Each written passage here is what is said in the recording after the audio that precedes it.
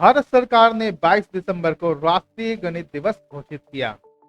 भारत के 14वें और तत्कालिक प्रधानमंत्री मनमोहन सिंह ने 26 फरवरी 2012 को मद्रास विश्वविद्यालय में भारतीय गणितज्ञ श्रीनिवास रामानुजन के जन्म की 125वीं वर्षगांठ के समारोह के उद्घाटन समारोह के दौरान 22 दिसंबर को राष्ट्रीय गणित दिवस मनाए जाने की घोषणा की। इस अवसर पर सिंह ने यह भी घोषणा की कि 2012 को राष्ट्रीय गणित वर्ष के रूप में मनाया जाएगा। तब से हर वर्ष भारत में राष्ट्रीय गणित दिवस कलोर विश्वविद्यालयों में कई शैक्षणिक कार्यक्रमों के साथ मनाया जाता है। 2017 में आंध्र प्रदेश के चित्तूर में कुंभम में रामानुजन पार्क खुलने से दिन का महत्व और ज्यादा बढ़ गया। आधुनिक भारत के महानतम गणितज्ञ श्रीनिवास अयंगर रामानुजन का जन्म 22 दिसंबर 1887 को भारत के दक्षिणी भूभाग में स्थित तमिलनाडु राज्य में मद्रास से 400 किलोमीटर दूर दक्षिण पश्चिम में कोयम्बटूर के इरोड नामक एक छोटे से गांव में हुआ था। वह पारंपरिक ब्राह्मण परिवार में जन्मे थे। इनकी माता का नाम कोमलताम्बल और इनके पिता का नाम श्रीनिवास अयंगर था। रामानुजन के पिता यहाँ एक कपड़ा व्यापारी की दुकान में मुनीम का कार्य करते थे। रामानुजन जब 1 वर्ष के थे तभी उनका परिवार कुंभकोणम आ गया था। इनका बचपन मुख्यतः कुंभकोणम में बीता था, जो कि अपने प्राचीन मंदिरों के लिए जाना जाता है। बचपन में रामानुजन का बौद्धिक विकास सामान्य बालकों जैसा नहीं था। यह 3 वर्ष की आयु तक बोलना भी नहीं सीख पाए थे। जब इनकी बड़ी आयु तक जब रामानुजन ने बोलना आरंभ नहीं किया तो सबको चिंता हुई कि कहीं ये गूंगा तो नहीं है। 10 साल की उम्र में ही रामानुजन को गणित के प्रति विशेष अनुराग उत्पन्न हो गया था। रामानुजन को प्रश्न पूछना बहुत पसंद था। उनके प्रश्न अध्यापकों को कभी कभी बहुत अटपटे लगते थे, जैसा कि संसार में पहला पुरुष कौन था, पृथ्वी और बादलों के बीच की दूरी कितनी होती है। जब वे तीसरे फॉर्म में थे तो एक दिन गणित के अध्यापक ने पढ़ाते हुए कहा, यदि 3 केले 3 व्यक्तियों को बांट दिए जाएं तो प्रत्येक को 1 केला मिलेगा।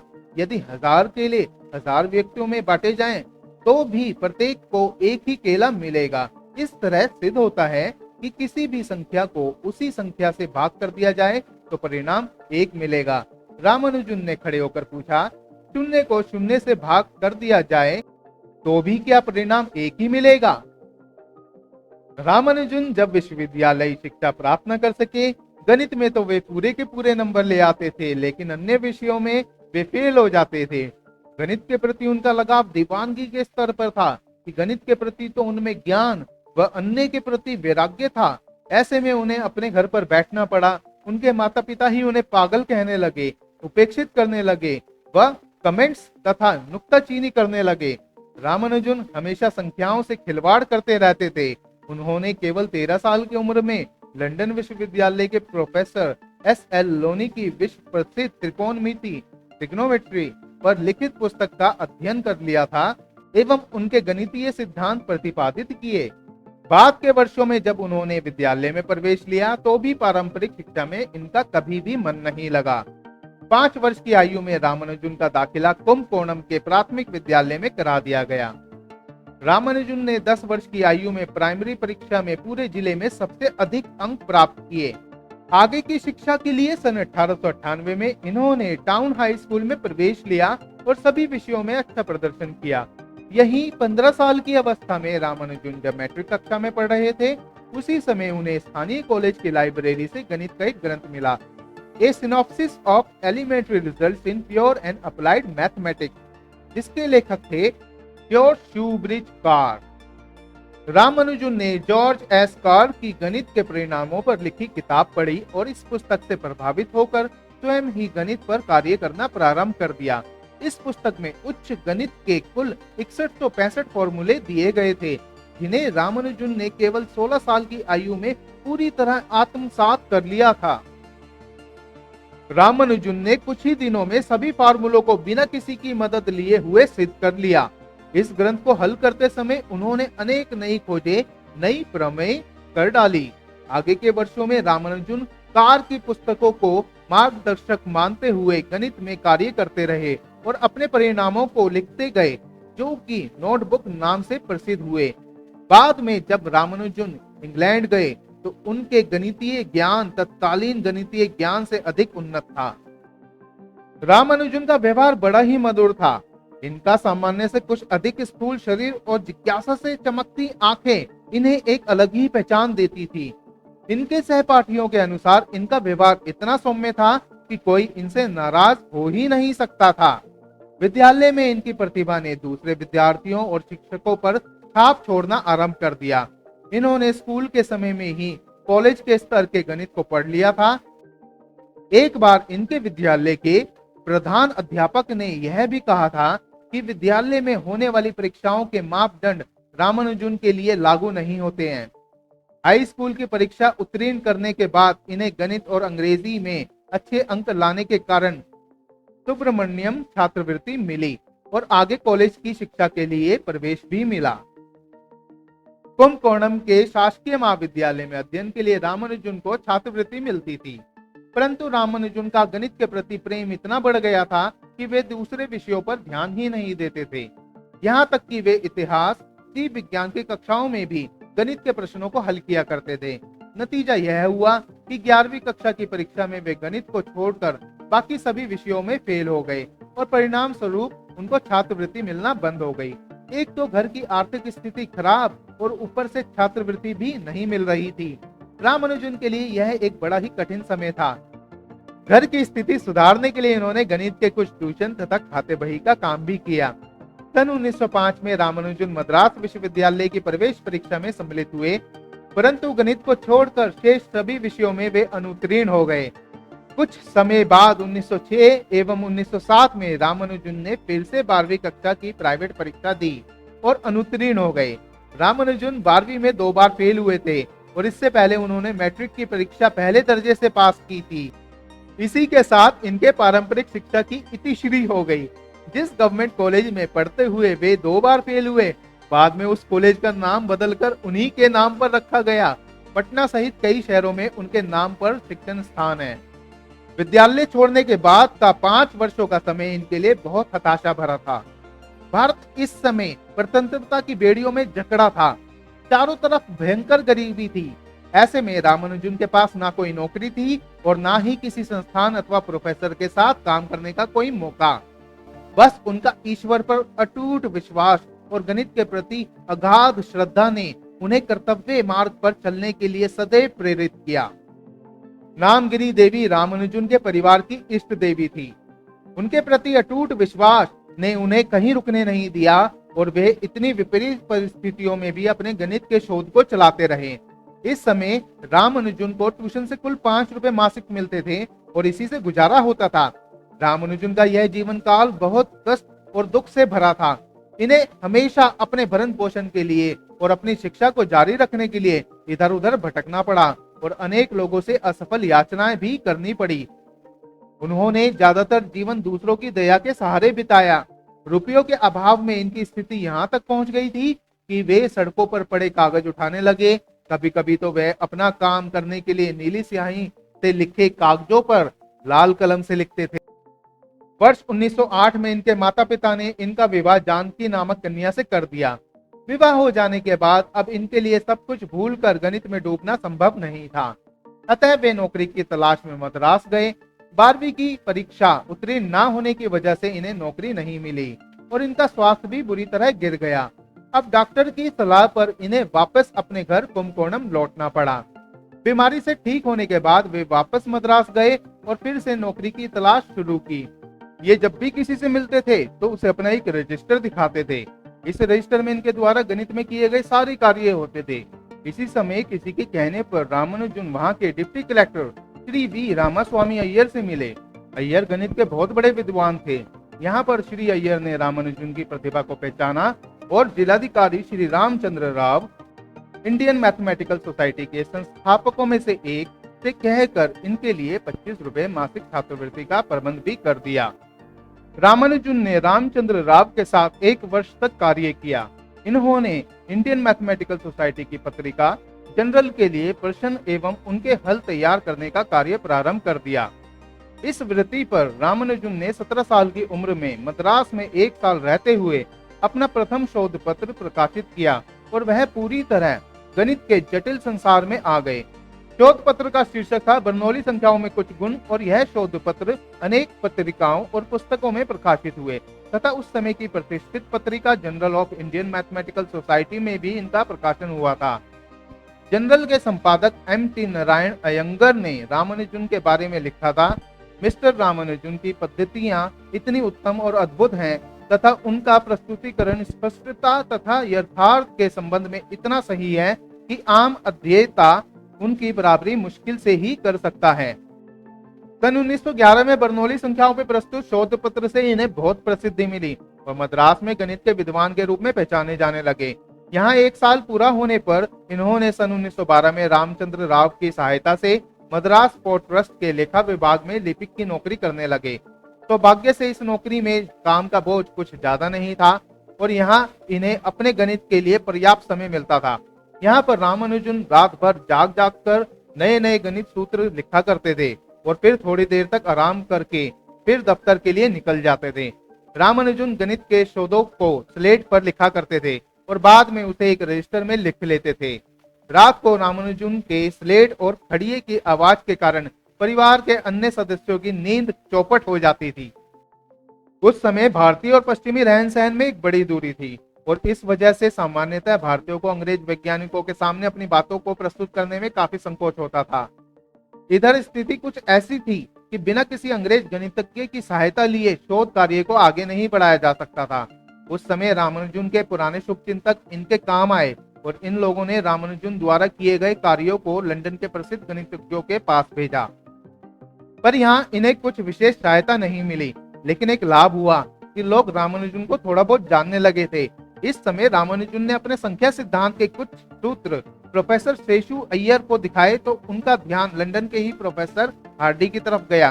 प्रोफेसर हार्डी उस समय के विश्व के प्रसिद्ध गणितज्ञों में से एक थे और अपने सख्त स्वभाव और अनुशासन प्रियता के कारण जाने जाते थे। प्रोफेसर हार्डी के शोध कार्यों को पढ़ने के बाद रामानुजन ने बताया कि उन्होंने प्रोफेसर हार्डी के अनुत्तरित प्रश्न का उत्तर खोज निकाला है। अब रामानुजन का प्रोफेसर हार्डी से पत्र व्यवहार आरंभ हुआ। अब यहाँ से रामानुजन के जीवन में एक नए युग का सूत्रपात हुआ, जिसमें प्रोफेसर हार्डी की बहुत बड़ी भूमिका थी। दूसरे शब्दों में कहा जाए तो जिस तरह से एक जोहरी हीरे की पहचान करता है और उसे तराश कर चमका देता है, रामानुजन के जीवन में भी वैसा ही कुछ स्थान प्रोफेसर हार्डी का है। प्रोफेसर हार्डी आजीवन रामानुजन की प्रतिभा और जीवन दर्शन के प्रशंसक रहे। रामानुजन और प्रोफेसर हार्डी की यह मित्रता दोनों ही के लिए लाभदायक सिद्ध हुई। एक तरह से देखा जाए तो दोनों ने एक दूसरे के लिए पूरक का काम किया। आरंभ में रामानुजन ने 1912 से 1913 के दौरान खुद विकसित किए अपनी 120 प्रमेयों की एक लंबी सूची को अच्छे कागजों पर लिखकर एक पत्र के साथ कैम्ब्रिज विश्वविद्यालय के 3 प्रतिष्ठित प्रोफेसरों को भेजे, जिनमें से G.H. हार्डी ने रामानुजन के काम की तारीफ की और अपने अधीन अध्ययन के लिए उन्हें कैम्ब्रिज बुलाया। ये पत्र हार्डी को सुबह नाश्ते के टेबल पर मिले। इस पत्र में किसी अनजान भारतीय द्वारा बहुत सारे बिना उत्पत्ति के प्रमेय लिखे थे, जिनमें से कई प्रमेय हार्डी देख चुके थे। पहली बार देखने पर हार्डी को लगा कि रामानुजन की 10 पन्नों वाली गणित के 10 सूत्रों से भरी चिट्ठी सब बकवास है। उन्होंने इस पत्र को एक तरफ रख दिया और अपने कार्यों में लग गए, परंतु इस पत्र की वजह से उनका मन अशांत था। इस पत्र में बहुत सारे ऐसे प्रमेय थे जो उन्होंने ना कभी देखे थे ना सोचे थे। उन्हें बार बार यह लग रहा था कि यह व्यक्ति रामानुजन या तो धोखेबाज है या गणित का बहुत बड़ा विद्वान। रात को 9 बजे हार्डी ने अपने एक शिष्य लिटिल वुड के साथ एक बार फिर इन प्रमेयों को देखा और आधी रात तक वे लोग समझ गए कि रामानुजन कोई धोखेबाज नहीं बल्कि गणित के बहुत बड़े विद्वान हैं, जिनकी प्रतिभा को दुनिया के सामने लाना आवश्यक है।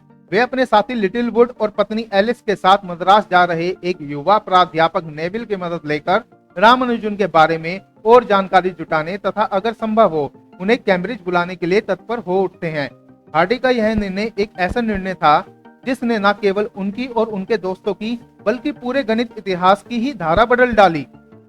कुछ व्यक्तिगत कारणों और धन की कमी के कारण रामानुजन ने प्रोफेसर हार्डी के कैम्ब्रिज के आमंत्रण को अस्वीकार कर दिया। प्रोफेसर हार्डी को इससे निराशा हुई, लेकिन उन्होंने किसी भी तरह रामानुजन को वहां बुलाने का निश्चय किया। इसी समय सन 1913 में हार्डी के पत्र के आधार पर रामानुजन को मद्रास विश्वविद्यालय में शोध वृत्ति मिल गई थी, जिससे उनका जीवन कुछ सरल हो गया। उनको शोध कार्य के लिए पूरा समय भी मिलने लगा था। इसी बीच एक लंबे पत्र व्यवहार के बाद धीरे धीरे प्रोफेसर हार्डी ने रामानुजन को कैम्ब्रिज आने के लिए सहमत कर लिया।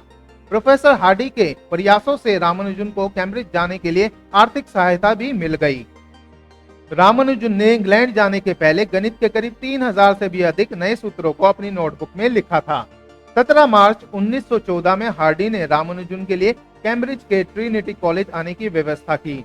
इस प्रकार रामानुजन ब्रिटेन के लिए जलयान से रवाना हो गए थे। रामानुजन ने लंदन की धरती पर कदम रखा। वहां प्रोफेसर हार्डी ने उनके लिए पहले से ही व्यवस्था की हुई थी, अतः इन्हें कोई विशेष परेशानी नहीं हुई। इंग्लैंड में रामानुजन को बस थोड़ी परेशानी थी और इसका कारण था उनका शर्मीला शांत स्वभाव और शुद्ध सात्विक जीवनचर्या। फिर सिलसिला शुरू हुआ उनके सम्मान व पुरस्कार का। रामानुजन ने गणित में जो कुछ भी किया था वो सब अपने बल पर किया था। रामानुजन को गणित की कुछ शाखाओं का बिल्कुल भी ज्ञान नहीं था, पर कुछ क्षेत्रों में उनका कोई सानी नहीं था। इसलिए हार्डी ने रामानुजन को पढ़ाने का जिम्मा स्वयं लिया। स्वयं हार्डी ने इस बात को स्वीकार किया कि जितना उन्होंने रामानुजन को सिखाया उससे कहीं ज्यादा रामानुजन ने उन्हें सिखाया। उन्होंने प्रोफेसर हार्डी के साथ मिलकर उच्च कोटि के शोध पत्र प्रकाशित किए। सन 1916 में अपने एक विशेष शोध के कारण इन्हें कैम्ब्रिज विश्वविद्यालय द्वारा बीएससी की उपाधि भी मिली। रामानुजन और हार्डी के कार्यों ने शुरू से ही महत्वपूर्ण परिणाम दिए। यद्यपि सन 1917 से ही रामानुजन बीमार रहने लगे थे और अधिकांश समय बिस्तर पर ही रहते थे। रामानुजन का जन्म ब्राह्मण कुल में हुआ था। वह धर्म कर्म को मानते थे और कड़ाई से उनका पालन करते थे। रामानुजन शाकाहारी थे और युद्धग्रस्त इंग्लैंड में रहते समय वे अधिकांशतः अपना भोजन स्वयं पकाते थे। इंग्लैंड की कड़ी सर्दी और उस पर कड़ा परिश्रम फलस्वरूप रामानुजन का स्वास्थ्य खराब रहने लगा और उनमें तपेदिक क्षय रोग के लक्षण दिखाई देने लगे, तो उन्हें अस्पताल में भर्ती कर दिया गया। उस समय क्षय रोग की कोई दवा नहीं होती थी और रोगी को सैनिटोरियम में रहना पड़ता था। रामानुजन को भी कुछ दिनों तक वहां रहना पड़ा। वहां इस समय भी यह गणित के सूत्रों में नई नई कल्पनाएं किया करते थे। इधर उनके लेख उच्च कोटि की पत्रिकाओं में प्रकाशित होने लगे थे। सन 1918 में एक ही वर्ष में रामानुजन को Cambridge philosophical society, royal society तथा ट्रिनिटी कॉलेज कैम्ब्रिज तीनों का फेलो चुना गया। ऐसे समय में जब भारत गुलामी में जी रहा था, तब एक अश्वेत व्यक्ति को रॉयल सोसाइटी की सदस्यता मिलना एक बहुत बड़ी बात थी। रॉयल सोसाइटी के पूरे इतिहास में इनसे कम आयु का कोई सदस्य आज तक नहीं हुआ है। पूरे भारत में उनके शुभ चिंतकों ने उत्सव मनाया और सभाएं की। रॉयल सोसाइटी की सदस्यता के बाद यह ट्रिनिटी कॉलेज की फेलोशिप पाने वाले पहले भारतीय भी बने। इससे रामानुजन का उत्साह और भी अधिक बढ़ा और वह खोज कार्य में जोर शोर से जुट गए। अब ऐसा लग रहा था कि सब कुछ बहुत अच्छी जगह पर जा रहा है, लेकिन रामानुजन का स्वास्थ्य गिरता जा रहा था और अंत में डॉक्टरों की सलाह पर उन्हें सन 1919 में वापस भारत लौटना पड़ा। भारत आने पर इन्हें मद्रास विश्वविद्यालय में प्राध्यापक की नौकरी मिल गई और रामानुजन अध्यापन और शोध कार्य में पुनः रम गए। रामानुजन और इनके द्वारा किए गए अधिकांश कार्य आज भी वैज्ञानिकों के लिए अबूझ पहेली बने हुए हैं। एक बहुत ही सामान्य परिवार में जन्म लेकर पूरे विश्व को आश्चर्यचकित करने की अपनी इस यात्रा में इन्होंने भारत को अपूर्व गौरव प्रदान किया। उनका वह पुराना रजिस्टर जिस पर वे अपनी प्रमेय और सूत्रों को लिखा करते थे, 1976 में अचानक ट्रिनिटी कॉलेज के पुस्तकालय में मिला। करीब 100 पन्नों का यह रजिस्टर आज भी वैज्ञानिकों के लिए एक पहेली बना हुआ है। इस रजिस्टर को बाद में रामानुजन की नोटबुक के नाम से जाना गया। मुंबई के टाटा मूलभूत अनुसंधान संस्थान द्वारा इसका प्रकाशन भी किया गया है। रामानुजन के शोधों की तरह उनके गणित में काम करने की शैली भी विचित्र थी। वे कभी कभी आधी रात को सोते से जागकर स्लेट पर गणित के सूत्र लिखने लगते थे और फिर सो जाते थे। इस तरह ऐसा लगता था कि वे सपने में भी गणित के प्रश्न हल कर रहे हों। रामानुजन के नाम के साथ ही उनकी कुल देवी का नाम भी लिया जाता है। इन्होंने शून्य और अनंत को हमेशा ध्यान में रखा और इसके अंतर संबंधों को समझाने के लिए गणित के सूत्रों का सहारा लिया। रामानुजन के कार्य करने की एक विशेषता थी। पहले वे गणित का कोई नया सूत्र या प्रमेय लिख देते थे, लेकिन उसकी उत्पत्ति पर ध्यान नहीं देते थे। इसके बारे में पूछे जाने पर वे कहते थे कि यह सूत्र उन्हें नामगिरी देवी की कृपा से प्राप्त हुए हैं। रामानुजन का आध्यात्म के प्रति विश्वास इतना गहरा था कि वे अपने गणित के क्षेत्र में किए गए किसी भी कार्य को आध्यात्म का एक अंग ही मानते थे। वे धर्म और आध्यात्म में केवल विश्वास ही नहीं रखते थे, बल्कि उसे तार्किक रूप से प्रस्तुत भी करते थे।